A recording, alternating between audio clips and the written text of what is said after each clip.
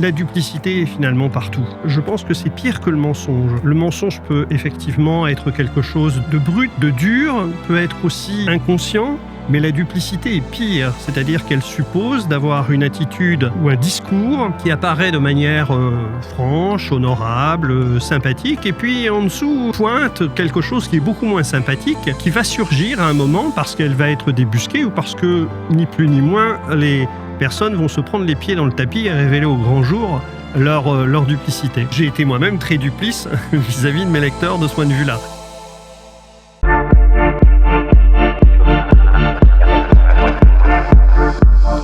Bonjour. Alors aujourd'hui, je reçois un invité qui est la preuve vivante qu'on peut, pendant toute sa vie, occuper des fonctions passionnantes dans le secteur public ou privé ou dans l'entreprise, et puis un jour, découvrir qu'on peut aussi, enfin, se livrer à sa passion première, qui est l'écriture. Je reçois aujourd'hui Christophe Pantier pour son livre « Duplicité », sorti aux éditions Elaya. Alors, duplicité, c'est un titre formidable. Je précise que c'est duplicité au pluriel, sauf erreur de ma part. Et il y a en exergue sur la couverture et sur la première page, « Nous trahissons tous nos proches ». Et tout est dit parce que tout le roman, c'est un roman formidable, avec plein de rebondissements, de suspense, et tout est dit dans cet exergue, nous trahissons tous nos proches. Et je voudrais juste lire un extrait de ce livre qui éclaire ce titre, « La duplicité. On la porte en soi, mais on ne s'en rend pas compte. Et pourtant, elle est là, bien là, tapie dans les recoins obscurs de nos consciences. Un herpès de l'âme, une morule. Telle sa consoeur, saproxylophage, elle s'entoure d'une ouate épaisse derrière laquelle elle cache son apparence toxique. Elle se nourrit de l'absence de lumière, de l'ambiguïté et de la lâcheté de nos pensées. Molle, visqueuse, elle se propage à tous les étages de notre esprit pour former une toile grisâtre de sentiments douteux, venimeux. Elle s'enracine, devient virulente dans les périodes de crise, puis entre à nouveau en latence pour ressurgir plus violente. Alors Christophe, quand tu écris ces mots, qui sont très beaux, superbe écriture au demeurant, mais on se demande si cela donne une indication sur ta philosophie de la vie. Est-ce que c'est ainsi que tu vois la vie et les relations entre les hommes? Est-ce que tu as ce pessimisme en toi qui t'aurait été inspiré par toutes tes expériences professionnelles antérieures? Est-ce que tu as cette espèce de méfiance envers les hommes? Bonjour Frédéric. Oui, effectivement, ça part un peu de mon expérience, même beaucoup de mon expérience. Il se trouve que j'ai travaillé dans un certain nombre de sphères publiques et privées, notamment auprès d'hommes politiques très connus, dont je ne citerai pas les noms. Et j'ai eu ce sentiment pendant très longtemps, et je l'ai toujours lorsque j'entends aussi des hommes politiques, mais aussi des gens des médias, que la duplicité est finalement partout, qu'elle imprime l'ensemble des paroles, l'ensemble des actes, l'ensemble des réflexions des personnes. Je ne parle pas ici de mensonge, je pense que c'est pire que le mensonge. Le mensonge peut effectivement être quelque chose de brut, de dur, peut être aussi inconscient, mais la duplicité est pire, c'est-à-dire qu'elle suppose d'avoir une attitude ou un discours qui apparaît de manière franche, honorable, sympathique, et puis en dessous pointe quelque chose qui est beaucoup moins sympathique et qui va, d'où l'expression tapis dans l'ombre, que j'aime beaucoup, qui va surgir à un moment parce qu'elle va être débusquée ou parce que, ni plus ni moins, les personnes vont se prendre les pieds dans le tapis et révéler au grand jour leur duplicité. C'est effectivement tout cela qui a imprégné mon expérience. Je ne me suis pas dit un jour je vais écrire sur la duplicité, mais il se trouve que j'ai un ami m'a raconté une expérience personnelle, et quelques années après, j'ai réfléchi et finalement tout ce que j'ai vécu sur la duplicité au fur et à mesure que j'écrivais est remonté à la surface. Et c'est vrai que je suis un peu empreint d'une certaine forme de pessimisme, je dirais presque aussi de lassitude, par le fait que beaucoup de gens, consciemment ou inconsciemment, je le dis très souvent, utilisent la duplicité, sans même d'ailleurs le savoir, ou en font un véritable art, parce que c'est finalement un art. Alors, j'ai bien compris que tu avais parlé d'un homme politique dont tu ne voulais pas donner le nom. Plusieurs. D'accord, mais mon rôle est d'insister. Est-ce que tu peux nous en citer un ? s'il te plaît. Difficile de dire, parce que je ne voudrais pas mettre en cause des personnes qui se sentiraient mises en cause ou agressées par mes propos. Je pense que tous les politiques, ou une grande partie des politiques, sont aujourd'hui marqués par la duplicité. Alors, je vais en citer un avec qui je n'ai pas travaillé, c'est Donald Trump. Mais Emmanuel Macron est également un artisan, un artiste de la duplicité. Et la plupart des politiques qui aujourd'hui prennent la parole, je dirais presque, je n'ai pas une proportion à donner, mais une grande proportion manient la duplicité comme un véritable art. Bon, à nous de trouver à qui tu faisais spécifiquement référence, et nous avons les moyens de trouver.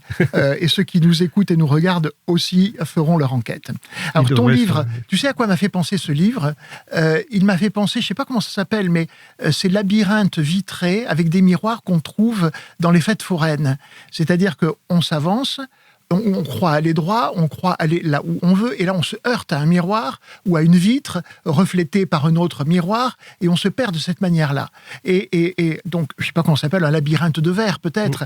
Et en tout cas, on entre dans ton livre comme dans ces labyrinthes de verre parce que on croit qu'on va suivre une histoire dont tu nous donnes les tenants et les aboutissements pendant le premier quart du livre, je dirais, ou le premier ou le cinquième.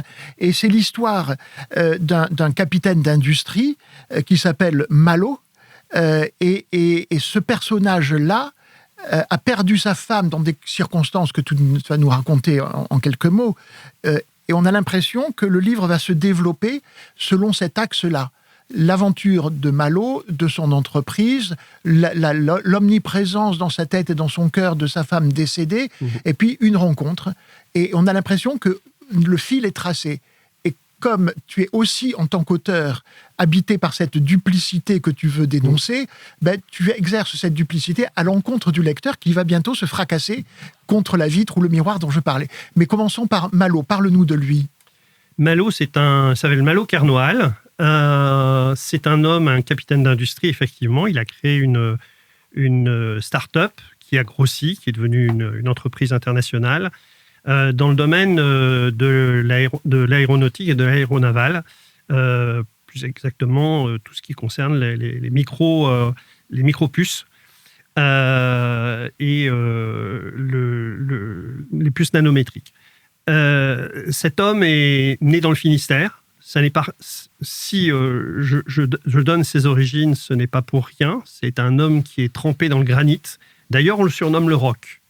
C'est un homme qui est fier, comme le sont beaucoup de Finistériens, fiers d'appartenir à leur territoire, fiers de ce promontoire qui s'appelle le Penarbed, au bout de la France occidentale, de l'Europe occidentale. C'est un homme qui est brillant, qui a mené une belle carrière, qui a su développer son entreprise avec panache.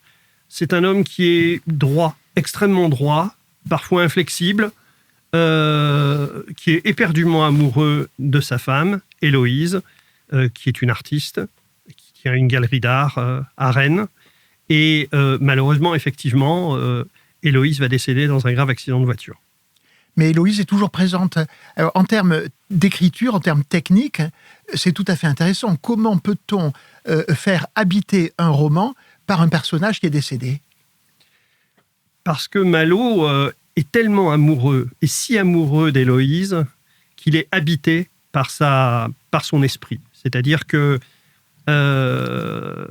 évidemment, tant qu'elle est vivante, on sent bien sa présence. Et dans le roman, il y a un certain nombre de passages sur ce sujet, où il exprime son amour, et puis le fait qu'elle décède, surtout dans un accident de voiture qui est d'une grande brutalité, il va ressentir, il est tellement proche de sa femme qu'il va ressentir en lui-même la présence de cette femme, et au point d'être, je ne veux pas dire possédé, mais presque possédé par Héloïse, qui va lui faire des reproches, qui va lui dire... Alors, elle comprend que ils doivent refaire sa vie, finalement. Mais en même temps, elle est un petit peu jalouse. Et donc, ça va provoquer des tourments chez Malo qui vont être extrêmement durs. Et là aussi, on voit la duplicité apparaître.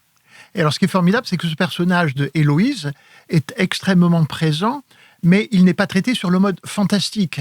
On a l'impression qu'elle est de plein pied dans sa vie à lui, et qu'en fait, elle est toujours là, avec en effet ses jalousies, ses rébellions, sa colère parfois. Tout à fait. Tout à fait. Elle est constamment en lui, et elle va lui faire...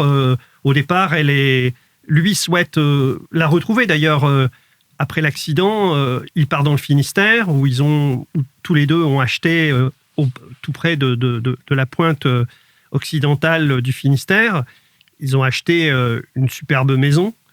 C'est ce qu'on s'appelle alors j'ai découvert, pardon, je connais pas bien la culture bretonne et je ne m'en vante pas, mais ça s'appelle un penty, c'est comme ça qu'on prononce. Ça s'appelle un penty, effectivement. Un penty, c'est une petite maison, anciennement une petite maison de pêcheurs. Alors, par extension, ce sont ces très belles maisons de granit qui peuvent être très petites, mais là, en l'occurrence, elle est un petit peu plus grande. Et cette maison domine la falaise, pas très très loin de ce que j'ai appelé le Cap Sterren. Alors, j'ai rebaptisé le Cap Sterren n'existe pas, hein, c'est une autre pointe. Et face à la baie d'Audierne, qui elle existe pour le coup, et qui est battue par les vents. Donc, il y a cette présence extrêmement forte de la mer, de l'océan et de la Bretagne.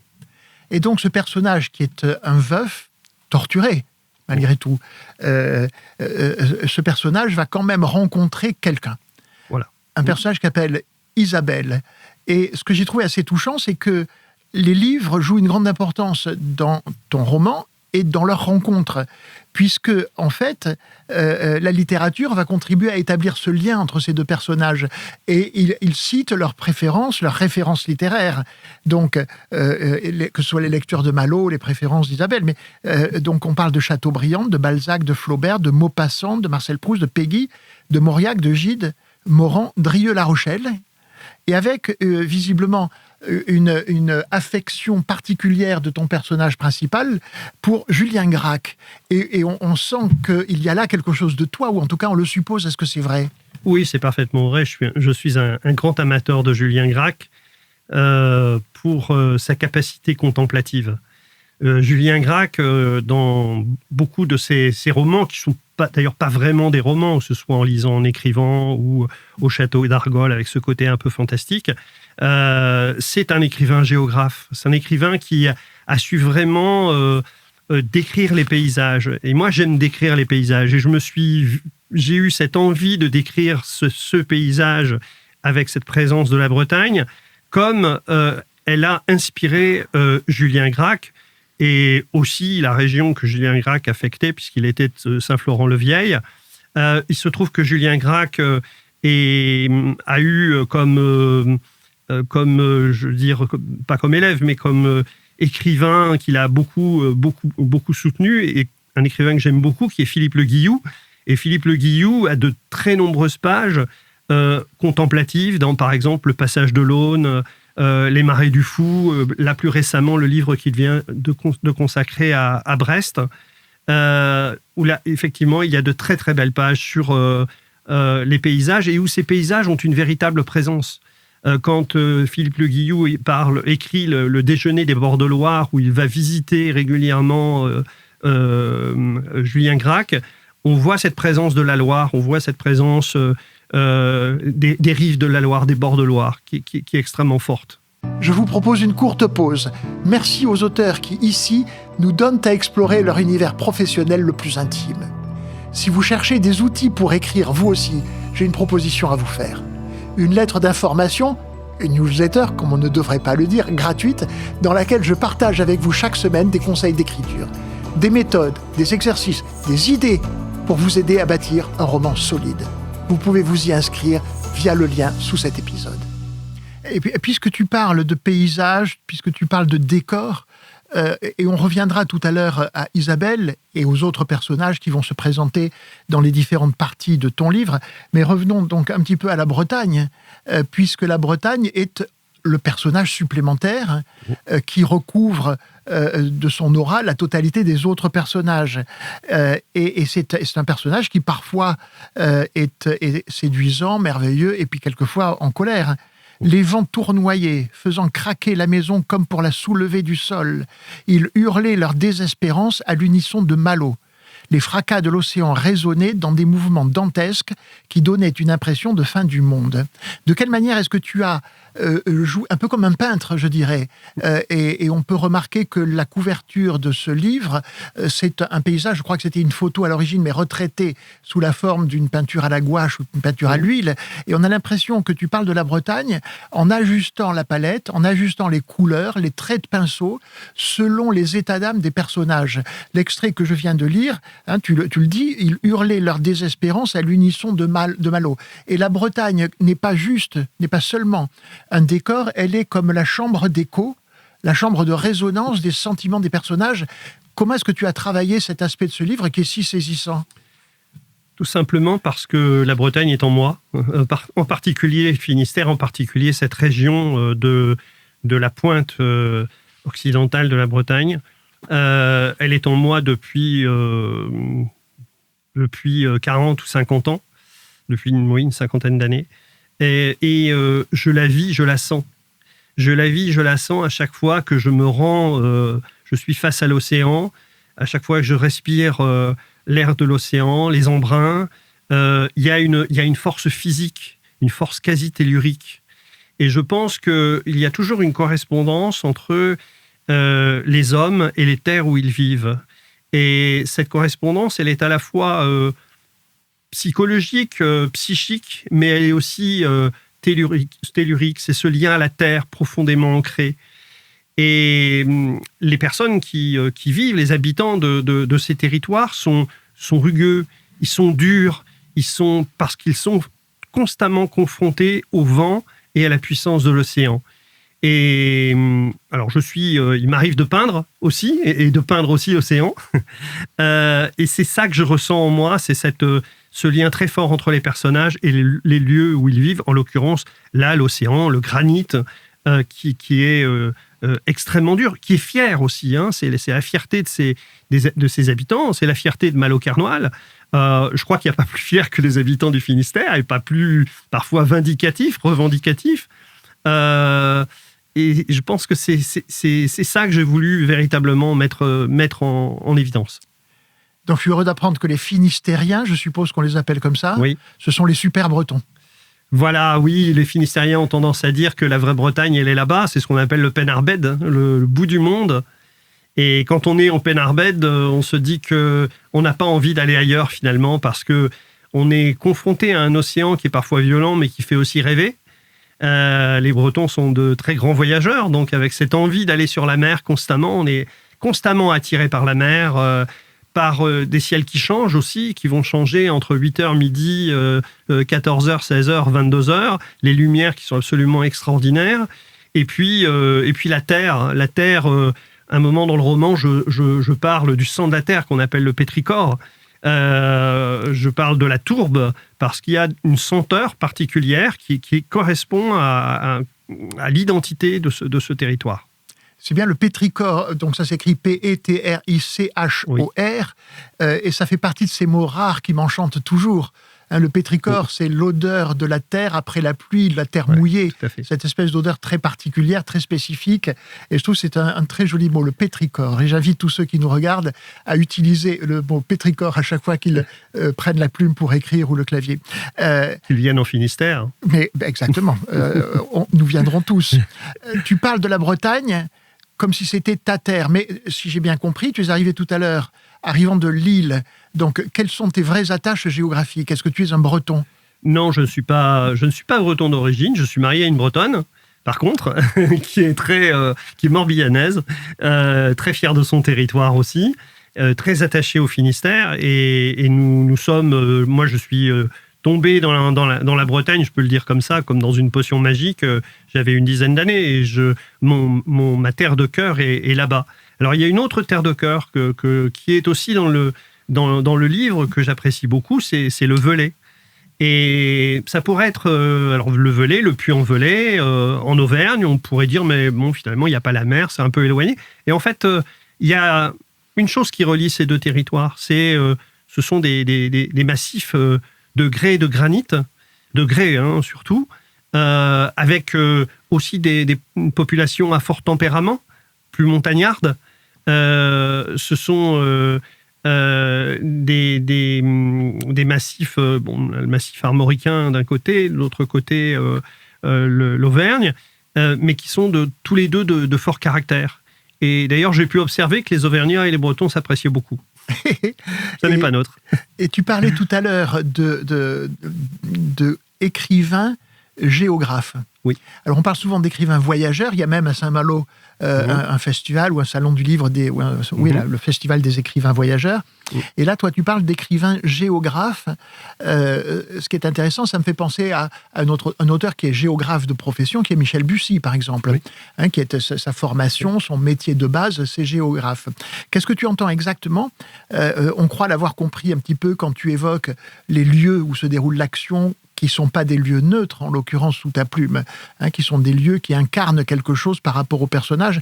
Qu'est-ce que tu appelles un écrivain géographe en réalité ? Un écrivain géographe, c'est un écrivain qui, pour moi, comprend le territoire, le décrypte, l'analyse, le dissèque, est capable d'apporter, de mettre en évidence à travers son écriture tous les aspects que, finalement, on ne verrait peut-être pas, d'ailleurs, en étant béotien, en le regardant physiquement. Il aide à comprendre le territoire, il aide à comprendre ses spécificités, ses variations, ses lumières aussi, puisque il y a cette interaction entre la lumière, l'air et puis la terre. Et il apporte une connaissance, finalement, que, en tant qu'écrivain, que supplémentaire et complémentaire par rapport aux géographes classiques. Et quand tu décris tout cela avec ton joli style, on a presque l'impression que, pourrait-on dire, les profondeurs de la Terre sont à tes personnages ce que l'inconscient est à l'être humain. Et donc, il semble que tu fasses une espèce de transposition un peu anthropomorphique, entre un personnage vivant et un paysage, avec ses différentes strates de conscience, de colère, d'énervement, de soulagement. Et ça, c'est très intéressant. Tout à fait, parce que je pense qu'on a tous, surtout quand on est attaché à un territoire, on l'a tous en soi. C'est une partie de l'expérience. Aujourd'hui, on parle d'expérience, c'est une partie de l'histoire, c'est une partie de l'identité. Et pour les Finistériens en particulier, être né dans le Finistère, vivre dans le Finistère, c'est aussi, c'est à la fois quelque chose qui est intrinsèque, c'est-à-dire qu'ils ont du mal quand ils partent à l'extérieur à oublier leurs origines, et ils n'ont certainement pas d'ailleurs envie de les oublier. Et puis c'est aussi la culture, l'identité qui est extrêmement forte.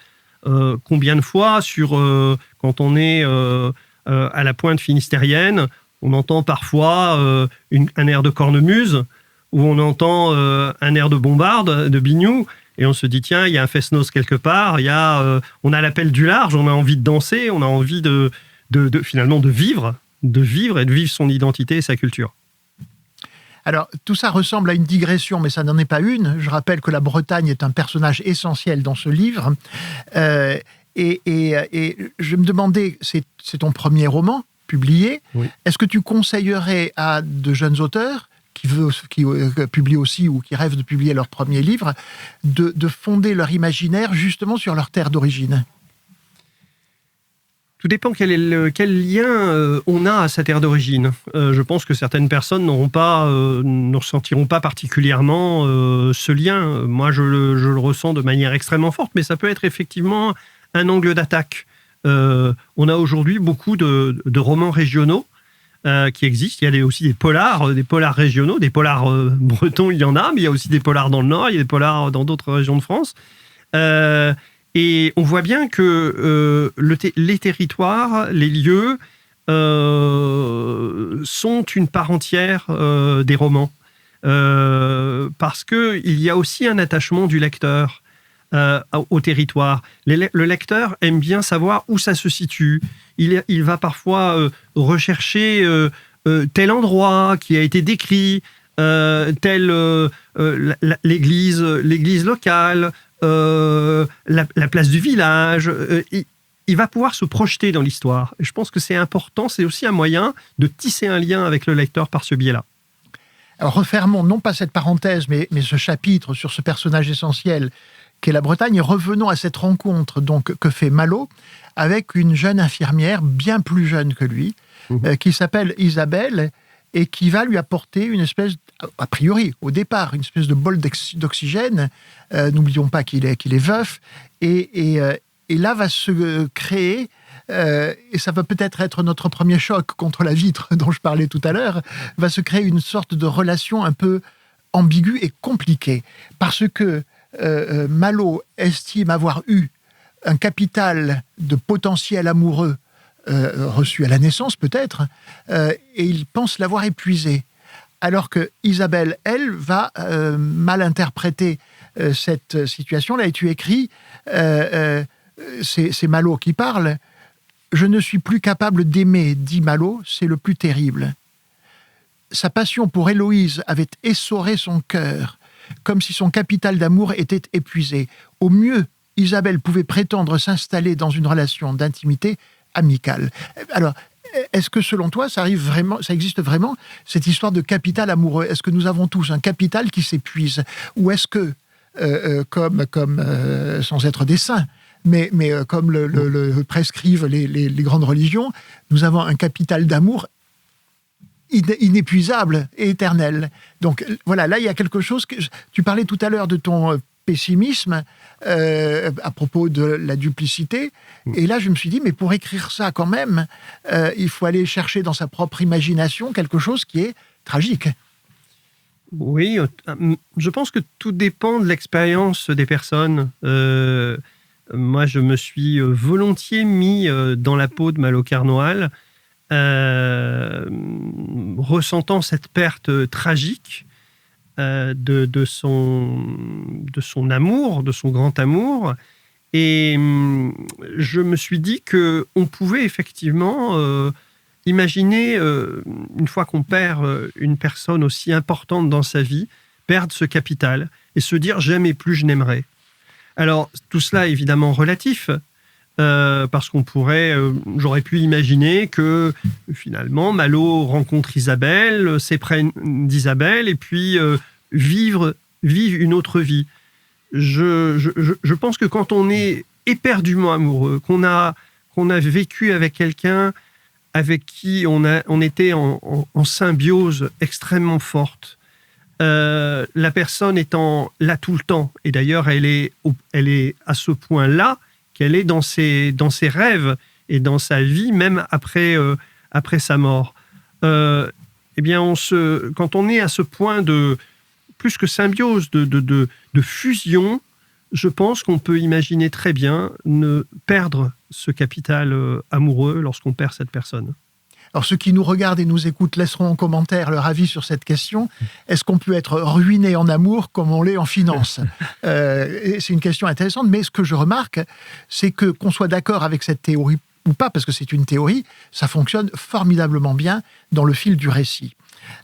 Et donc, ce malentendu s'installe, et ce Malo a envie d'avoir une descendance, en quelque sorte. Et il va faire de Isabelle, qui elle aurait espéré peut-être autre chose, mais il va faire d'elle sa fille de substitution. Ouais. Alors, il y a plein de choses que je ne pourrais pas dire pendant cette émission, parce que le livre va très vite devenir une espèce de thriller avec des rebondissements incroyables.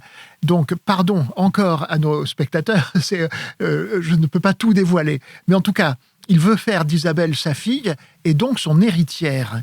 Et là, ça va être le départ d'une espèce de descente aux enfers, n'est-ce pas? Tout à fait. Oui, effectivement. Malo va se situer dans une tension extrême entre, d'un côté, Héloïse qui est extrêmement présente dans son esprit, et de l'autre côté, la sollicitation d'Isabelle qui va... alors, on peut se poser la question, je me la suis posée. Est-ce que la stratégie d'Isabelle est consciente ou inconsciente? Je laisse planer le doute volontairement, parce qu'elle va, d'une certaine manière, chercher à le séduire. Est-ce que cette séduction est volontaire ou pas? On peut tout imaginer. Mais en tous les cas, cette tension va être à l'origine de la chute. C'est-à-dire que Malo va être tellement perturbé qu'il va vivre successivement il va rencontrer des problèmes de santé très graves qui vont le précipiter dans un gouffre, hein, dans un précipice. Et à partir de là, il y a je crois que la métaphore que j'ai trouvée au départ, hein, cette espèce de labyrinthe de verre où on se fracasse à chaque tournant, et en l'occurrence à chaque chapitre, est assez pertinente parce que c'est là que le véritable basculement du livre, parce que on va quitter Malo, hein, par la force des choses, on va quitter Malo, et puis on va adopter de section en section le point de vue d'autres personnages. Et on va voir débarquer des personnages, et là, c'est là qu'il y a cette espèce de prisme bizarre. Chacun voit les choses avec son propre prisme visuel. Et c'est très passionnant parce que, évidemment, on va découvrir un personnage nouveau qui tombe du ciel, qui s'appelle Marjane, une femme formidable d'origine iranienne. Et elle a 2 enfants qui s'appellent Victoire et Erwan, des jumeaux. On va suivre ces enfants, on va suivre les révélations que va faire Marjane à ses enfants. Et ce qui suit m'a beaucoup fait penser à un film que j'ai adoré. Un film qui n'est pas formidable, qui est pas un très très grand film sur le plan purement cinématographique, mais c'est d'Alain Resnais, donc grand cinéaste, Mon oncle d'Amérique. Et donc tu as vu ce film, est-ce qu'il t'a influencé ou pas ? Non, il m'a pas. Je le connais, il m'a pas particulièrement influencé, mais alors il m'a influencé moi en tant que lecteur découvrant ton livre Duplicité, parce que Mon oncle d'Amérique est fondé sur les travaux d'un chercheur en psychologie expérimentale et sciences des comportements humains, Henri Laborie, qui est l'auteur en particulier d'une théorie et d'un livre remarquable qui s'appelle Éloge de la fuite. Et dans Mon oncle d'Amérique de Alain Resnais raconte une histoire avec des personnages. Je crois qu'il y a Gérard Depardieu là-dedans. Voilà. Donc il y a une histoire avec des personnages qui vivent des situations de la vie quotidienne. Et parallèlement à ça, Alain Resnais nous montre, séquence après séquence, des expériences mettant en scène des rats. Tout à fait. Expérience des rats de laboratoire de Laborie, oui. Oui. Et là, on va découvrir à quel point le comportement que les personnages humains croient spontané, naturel, est en réalité une sorte de comportement programmé par la nature et qui se réplique chez les rats quand ils sont soumis à un certain nombre de stress. Et on comprend comme ça ce qui se passe dans l'âme humaine. Et ça m'impressionne beaucoup que tu n'aies pas vu ce film et que tu ne t'en sois pas inspiré, parce que tu as trouvé un système un peu équivalent, parce que il y a des analyses de la duplicité. Tout à l'heure, on en parlait de manière un peu théorique, mais il y a un aspect très intéressant dans ton livre, c'est qu'il y a une recherche scientifique, réelle ou imaginaire, mais une recherche scientifique sur ce qu'est la duplicité. Et ce chercheur qui écrit ce texte-là, ce texte scientifique, intervient à plusieurs reprises comme s'il expliquait scientifiquement l'inconscient des personnages sur lesquels tu viens de t'étaler. Donc, raconte-nous comment t'es venue cette idée et comment elle fonctionne, de faire alterner des éléments de la vie romanesque et leur démonstration scientifique. Alors, je connais ce film d'Alain Resnais. Il m'a pas, c'est vrai, pas inspiré directement, mais il est revenu à la surface à plusieurs reprises. Ce d'autant que j'ai fait des études de sciences humaines assez poussées, que j'ai étudié beaucoup la psychanalyse, la socio-psychanalyse, et aussi le rôle de la psychanalyse dans la politique, la vie politique. Et un certain nombre d'auteurs comme, évidemment, Sigmund Freud, Carl Jung avec cette idée de part d'ombre que nous avons en chacun, Erving Goffman aussi avec mise en scène de la vie quotidienne. Tout ça fait que Théodore Adorno aussi sur la théorie des foules. Tout cela fait que finalement, je me suis dit, il faut donner une nouvelle perspective à Duplicité en incluant cette voix off. C'est à la fois une voix off qui permet, sur le plan narratif, de casser ce qu'on pourrait appeler des effets tunnels dans le roman, intriguer le lecteur, tiens, pourquoi ce professeur, Marcus Kentnis, qui est professeur de sociopsychologie à l'université de Dresde, intervient-il? Et puis donner un point de vue effectivement plus scientifique, ce qui permet d'alimenter la réflexion sur la duplicité. C'est-à-dire que ce dont je me suis rendu compte, c'est que si je racontais une histoire un peu linéaire sur la duplicité, on pourrait se dire, oui, bon, c'est bien, c'est une histoire parmi d'autres, finalement, quel est l'intérêt? Et en fait, si ça s'appelle duplicité, si on met autant l'accent sur cette duplicité qu'on trouve à tous les étages, à un moment, je souligne, je dis, duplicité quand tu nous tiens. C'est parce que je voulais mettre cette approche un peu scientifique, entre guillemets, en tous les cas, qui permet d'apporter un regard distancié. Et ça, j'aime beaucoup en tant que... Je suis un ancien chercheur, en tant que... pour apporter une vision un peu critique, en même temps, et distanciée de ce phénomène de la duplicité. Donc ce scientifique intervient comme une espèce de personnage qui observe les autres personnages de haut, comme un scientifique dans son laboratoire penché sur les rats d'Henri Laborie. Voilà, c'est un peu l'Henri Laborie de duplicité, oui. et alors on va revenir au déroulé de ton histoire. Et alors quand on déjeune aux États-Unis, dans certains restaurants, je ne sais plus comment on appelle ça, turf and surf ou quelque chose de ce genre-là, où dans la même assiette, tu as du homard et du steak. Oui. Et en gros, des créatures qui n'ont aucune raison de se rencontrer. Et si je raconte ça comme ça, c'est que je ne peux pas livrer des détails sur ton intrigue, mais qu'en gros, on va avoir des personnages qui n'ont aucune raison de se rencontrer, qu'on rencontre sous ta plume de manière séparée, et puis tu remues ton shaker et tu mets dans l'assiette le homard et le steak, et donc des rencontres tout à fait inattendues, théoriquement impossibles, et cette Isabelle va se retrouver comme ça en contact avec quelqu'un qu'elle n'aurait jamais dû rencontrer, et ça fait partie des surprises formidables qui viennent tout au long des chapitres et des sections de ce livre. Une dont je peux parler cependant, tu as vu comme je ménage bien tes retournements de situation, tes coups de théâtre et tout ça. Mais il y a un personnage quand même dont je peux parler de manière plus claire, c'est la fille de cette Marjane que nous avons évoquée de manière rapide tout à l'heure. Elle s'appelle Victoire. Oui. Et c'est un personnage redoutable. Elle est avocate. Oui. Je te cite, « Victoire était considérée par ses rivaux et ses ennemis comme une stratège, une machine sans âme ni sentiment, froide, calculatrice, ombrageuse. Il valait toujours mieux être avec elle que contre elle. » Et Victoire va être le personnage qui va faire exploser tout ça, d'une certaine manière. Parle-nous un petit peu d'elle en révélant ce que tu peux révéler et en gardant secret ce que l'auteur veut garder secret. Alors Victoire, c'est effectivement un personnage à part entière du roman qui va se révéler au fur et à mesure.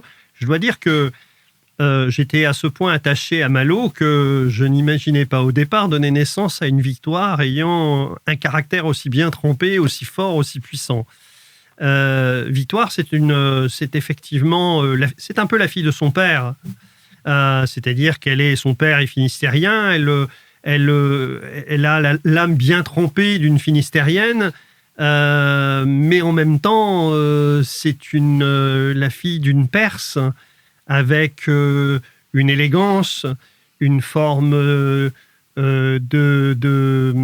d'esprit très racé, très, très puissant. C'est une femme qui est extrêmement belle. Nul n'est indifférent à la beauté coruscante de Victoire, qui impressionne beaucoup. Elle impressionne les juges, elle impressionne les avocats, elle impressionne son amie Tatiana, qui est notaire, avec qui elle a fait toutes ses études. Et Victoire est un personnage qui veut séduire, imagine que tout le monde est à ses pieds, et elle affirme un caractère bien trempé, bien tranché, ce qui ne veut pas dire que sa brutalité n'est pas calculée. C'est-à-dire qu'elle est capable d'être, d'ailleurs elle le montre dans le roman, elle est capable d'être ironique, de savoir être duplice. ce qu'elle va faire avec Isabelle particulièrement, pour amener dans ses filets. C'est une menthe religieuse, mais au moment où elle frappe et ça fait très mal. Alors, nous sommes dans un magazine, une émission littéraire, n'est-ce pas ? On a parlé tout à l'heure du très joli mot que tu avais employé, le pétrichor, et je pense que tu viens d'employer un autre mot magnifique que j'adore, c'est coruscant, au féminin coruscante. Et je pense que ceux qui nous regardent nous en voudraient si nous ne soulignions pas à quel point ce mot est beau et utile. Coruscant, c'est ce qui surprend et éblouit par sa blancheur et son espèce de luminosité. Voilà, donc le soleil peut être coruscant. Ce qui est coruscant, c'est quelque chose qui est tellement blanc et qu'on est obligé presque de plisser les yeux. Et donc, voilà, Victoire, disais-tu, a une beauté coruscante. Je précise cependant que ton livre est super bien écrit, est très agréable et très facile à lire. Ça se lit vraiment de manière... Et c'est agréable quand un auteur parvient ainsi à conjuguer l'efficacité du style avec la richesse du vocabulaire. Et personnellement, j'attache beaucoup d'importance à ça. Grâce à Victoire, le roman devient, disais-je tout à l'heure, un thriller. Au point que nous sommes embarrassés, là, parce qu'on se dit, mais que dire de plus ? Tout ce que nous pourrions dire déflorerait un aspect du récit. Comment est-ce que tu as traité, comment est-ce que tu as maîtrisé, c'est un thriller, donc comment est-ce que tu as maîtrisé ces différents fils conducteurs, comment est-ce que tu as eu la duplicité de garder pour toi, par-devers toi, les révélations où allaient nous mener les différents récits, parce que ça tombe comme la pluie en Bretagne. On découvre qu'Isabelle n'est pas ce qu'on croyait, que Erwan n'est pas ce qu'on croyait, que Victoire n'est pas ce qu'on croyait, que Malo n'est pas ce qu'on croyait. En gros, ils passent tous comme ça à la guillotine, l'impression qu'on se faisait de chacun d'eux successivement est complètement détruite par l'auteur. Quelle gymnastique extraordinaire. Comment est-ce que tu t'y es pris ? Alors, c'est une... j'avoue, je me suis bien amusé. C'est-à-dire que je n'avais pas de fil complètement tracé. J'avais effectivement quand même un plan qui me permettait de savoir où j'allais et jusqu'où j'allais aller. Et puis, au fur et à mesure de l'écriture, je me suis amusé à changer les scénarios et à brouiller les cartes. Et effectivement, à me dire... la duplicité, elle est dans le roman, elle doit être dans chacun des personnages. Il faut que je fasse ressortir cette duplicité sans pour autant dire « regarde lecteur, la duplicité est là ». Et j'ai été moi-même très duplice vis-à-vis de mes lecteurs de ce point de vue-là. Donc c'est une sorte de jeu, parce que j'aime jouer, c'est une sorte de jeu auquel je me suis livré d'un bout à l'autre du roman, en sachant que j'ai, en ce qui concerne la fin, eu ce souci de multiplier les rebondissements pour que le lecteur ne se dise pas finalement on est dans quelque chose qui est assez linéaire et je sais où ça va aller. Et toutes les personnes qui l'ont lu m'ont tous dit la même chose. Ah vraiment, on ne s'attendait pas du tout à cette fin-là ou à tel endroit, on aurait pu croire que, mais en fait non. Donc ce jeu de miroir a parfaitement fonctionné. Je crois même qu'il a fonctionné à mon égard d'ailleurs. Alors ceux qui te liront, les bras leur en tomberont. Alors on va faire une exception à la règle, on va raconter tout le dénouement. Alors, non, je plaisante, évidemment. Mais c'est tentant. C'est tentant et donc je vais Oui, c'est très tentant. Voilà, c'est très frustrant. Mais je vous promets, les bras vous en tomberont. Comment t'est venue cette idée de te remettre à l'écriture ou de te mettre à l'écriture? Est-ce que tu as déjà exposé tout à l'heure la façon dont tu avais créé cette jonction entre ton activité professionnelle et ton activité aujourd'hui d'écrivain, mais qu'est-ce qui t'a amené à l'origine à l'écriture? Est-ce que ce sont tes lectures? Tu citais Julien Gracq, il y a d'autres auteurs qui, je suppose, t'ont influencé. Comment est-ce que ça s'est passé? Comment est née cette vocation précoce ou tardive? Parce qu'une vocation peut attendre pendant longtemps. Mais comment est-elle née? Elle était très précoce, puisqu'à l'âge de 5 ans, je savais à peine lire. J'ai découvert sur la table de chevet de mon père un livre qui s'appelait « La maison dans la dune » de Maxence von der Merch. Et j'ai aimé... Alors, la couverture de ce livre était assez jolie, avec un ciel très noir, avec une petite maison perdue dans la dune. Et on y raconte des histoires de contrebandiers et de douaniers aux alentours de Brédune, donc sur les grandes plages du Nord. ça a été un choc, ça a été une révélation. Et à partir de là, je me suis mis à lire, à dévorer tout ce que je pouvais dévorer. Et puis, quand j'ai eu 12 ans, j'ai eu un second choc, c'était Michel Butor et la modification, le nouveau roman qui est arrivé. Alors j'ai eu du mal à m'attaquer à Nathalie Sarraute quand même, parce qu'un ouvrage comme Les Fruits d'or, c'est un peu compliqué. Oui. Mais surtout à l'âge de 12 ans. Et il se trouve qu'à cet âge-là, je le raconte dans une nouvelle qui paraîtra bientôt, à cet âge-là, j'ai eu un professeur qui était un homme fort sympathique, mais qui nous faisait faire des compositions. À l'époque, on appelait ça les compositions françaises. Et donc, racontez-nous vos vacances avec vos parents. Et en fait, moi, je racontais pas ça du tout. Je racontais ce que j'avais envie de raconter et qui s'inspirait beaucoup de l'imaginaire de Michel Butor. Et là, j'ai eu une véritable douche froide. Et je vois encore ce professeur dire à ma mère attendez, il faut que votre fils se ressaisisse parce que là, ça va pas du tout. Bon, et j'ai toujours écrit des poèmes, des morceaux de nouvelles, des morceaux de romans. Je n'ai pas arrêté en fin de compte. Puis après, tout en lisant énormément, littérature classique, littérature contemporaine, américaine, britannique, chinoise, etc. J'ai vraiment énormément lu. Et je continue à lire parce que c'est vraiment indispensable. Et puis, évidemment, j'ai fait une thèse de sciences politiques, une thèse d'État. Alors à cette époque, c'était très important. C'est devenu un ouvrage de 1200 pages, donc considérable, qui m'a pris pendant 5 ans. Et pendant ces années d'études, ces 10 années d'études, j'ai un peu lu, mais j'ai complètement délaissé la littérature en termes d'écriture. Et puis, j'ai continué à écrire des petits bouts par-ci, par-là. J'écrivais des rapports, évidemment, puisque j'étais entrepreneur en ingénierie numérique et territoriale. Et j'ai donc écrit beaucoup de rapports, beaucoup de notes, d'analyses pour des élus, des décideurs qui ne les lisaient pas forcément d'ailleurs, et parce qu'ils ne voulaient pas aller au fond des choses, duplicité. Et donc, ça n'est que sur le tard finalement que je me suis dit, il faut absolument que j'écrive. J'ai ça en moi, j'ai besoin d'écrire, et aujourd'hui c'est complètement vital. C'est-à-dire que quand j'exprime ce besoin, je dis très souvent, pour moi l'écriture c'est la liberté. L'écriture c'est aussi important que de manger, de respirer, de boire. Il faut que j'écrive.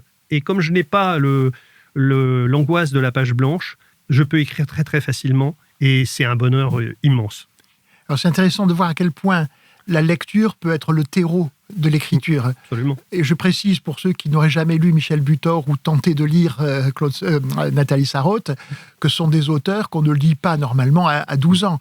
Et tu lisais ça ou tu essayais de lire Sarraute. Et je suis sûr que tu y arrivais très bien. À l'époque où, pour ma part, je lisais La Bibliothèque verte, aventure éditoriale à laquelle on ne rendra jamais assez hommage, La Bibliothèque verte. Et je lisais Arsène Lupin et ce type de lecture. Donc effectivement, lecteur très précoce. Et puis je sais que tu as lu Stevenson, Verne, Dumas, Hugo, tous ces grands auteurs classiques. Tu as dit une chose qui m'a beaucoup intéressé, je ne sais pas où j'ai lu ça, dans un entretien que tu as dû donner à un média en ligne. Tu as dit « Je suis un sac à émotions ». Et je me demande comment tu passes de ces émotions à l'écriture. Parce que à un moment ou à un autre, j'ai besoin de... Alors, je vais utiliser un terme que je n'aime pas. J'ai besoin, j'allais dire verbaliser. J'ai besoin d'exprimer, tout simplement, ces émotions. De les mettre par écrit et de les exprimer parfois de manière brute. Je n'ai pas forcément dit brutale, mais de manière brute, de manière dure. Je vais faire référence à un écrivain que j'adore aujourd'hui, qui n'est pas forcément très apprécié, qui est Michel Houellebecq. Et Michel Houellebecq écrit, alors je vais être très dur en disant ça, écrit dans un opuscule qui s'appelle je crois que c'est Raison de vivre, mes raisons de vivre, je ne sais plus exactement. Il dit parler de...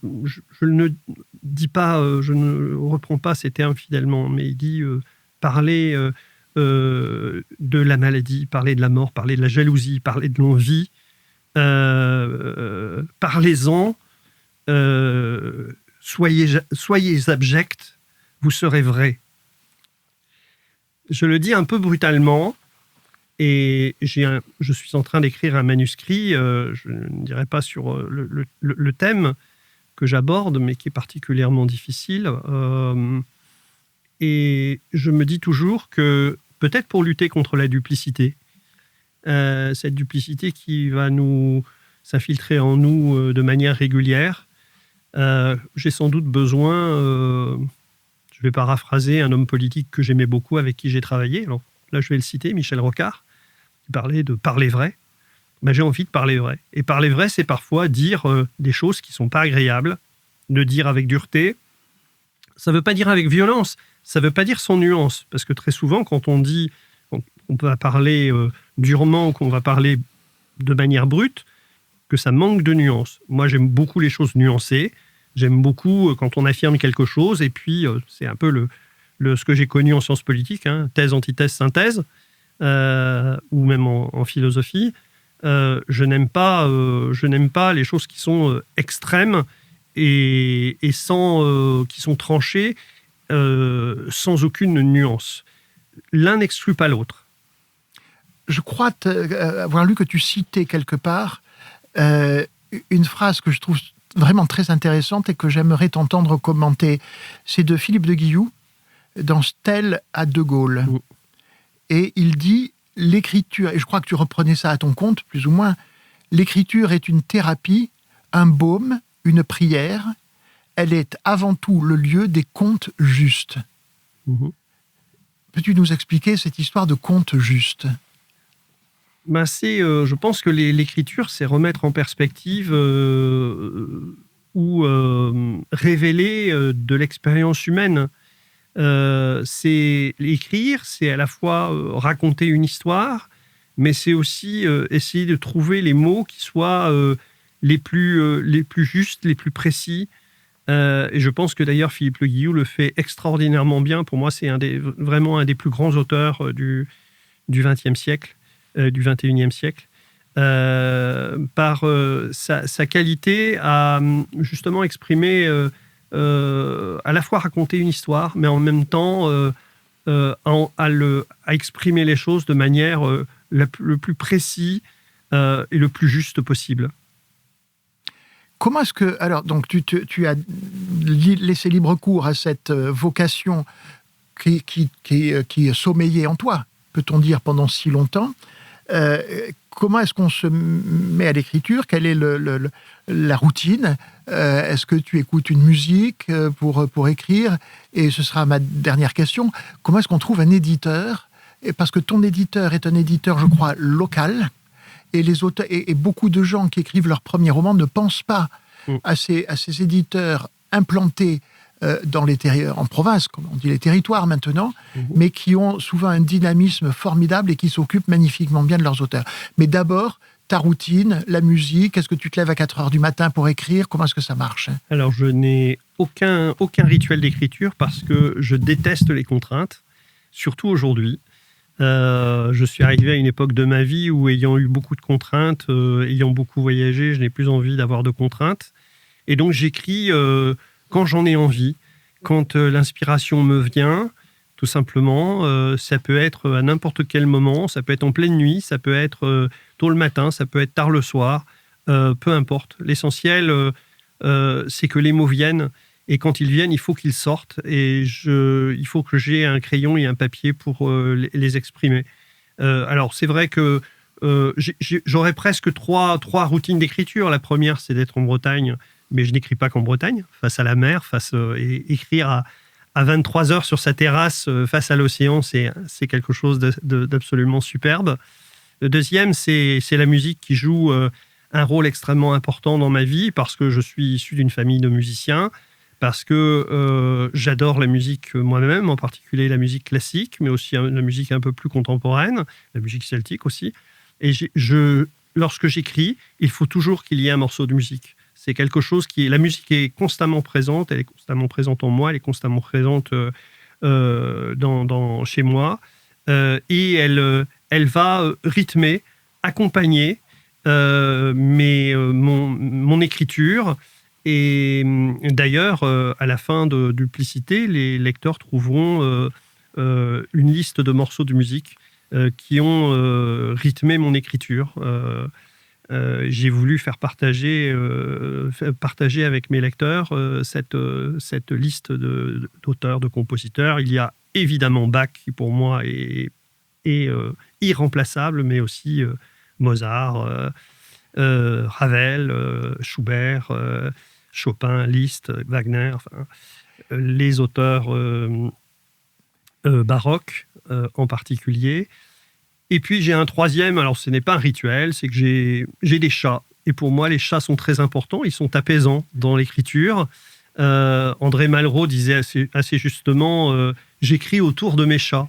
Parce que quand un chat vient sur votre table d'écriture et vient se glisser sur le clavier d'ordinateur, entre l'écran et vous, vous n'avez plus, et commence à s'étaler en vous regardant de manière un petit peu narquoise, vous n'avez plus qu'à bouger et à vous trouver un autre endroit, pas très loin, parce qu'il vous surveille, et il surveille si vous respectez votre rituel d'écriture. Alors moi, j'ai essayé de maintenir le secret sur les rebondissements de ton livre, et là, tu viens de violer ta propre intimité, dans la mesure où on découvre, et il fallait bien le dire, que c'est ton chat qui a écrit le livre en pianotant sur le clavier, en déambulant sur le clavier, et c'est une espèce de miracle et auquel tu as donné ta signature. Voilà, il s'appelle Pirate. Voilà, tout s'explique. L'éditeur Elaya Édition, c'est une petite maison d'édition située à côté de Toulon, à Cuers, très précisément. Une petite équipe extrêmement motivée de jeunes personnes, Luca Befendini et Emma Palisso. J'ai envoyé, comme beaucoup d'auteurs, mon manuscrit à beaucoup de maisons d'édition. Et puis, un jour, j'ai reçu un coup de fil en me disant on a eu un coup de cœur pour votre livre, on aimerait en parler avec vous. Et je suis tombé sous le charme de cette maison d'édition. Je me suis aperçu que d'autres auteurs, puisqu'il y a aujourd'hui une dizaine d'auteurs qui ont été édités, j'ai aussi pris contact avec certains de ces auteurs pour voir ce qu'était cette maison d'édition que je ne connaissais pas. Et en fait, j'ai vraiment découvert une équipe formidable, extrêmement réactive, très présente sur les réseaux sociaux. On a aujourd'hui une communauté de pensée, une communauté de pratiques ensemble. On se connaît bien, au point que, pour moi, il n'y aura pas d'état d'âme sur le prochain manuscrit que je confierai à cette maison d'édition. C'est encore une fois une petite maison d'édition, mais souvent, comme tu l'as dit, Frédéric, dans les territoires, il y a beaucoup de belles petites maisons d'édition qui ont un très fort potentiel. Et surtout, on a une capacité d'écoute. Et l'écoute et le travail en commun entre l'écrivain et l'éditeur sont fondamentales pour la réussite du livre. Comme quoi, il n'y a pas de maison d'édition... les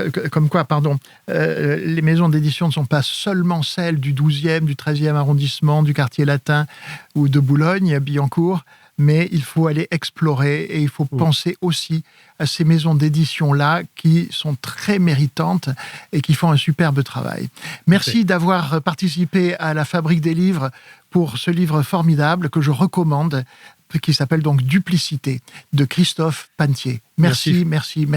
Merci Frédéric, merci mille fois.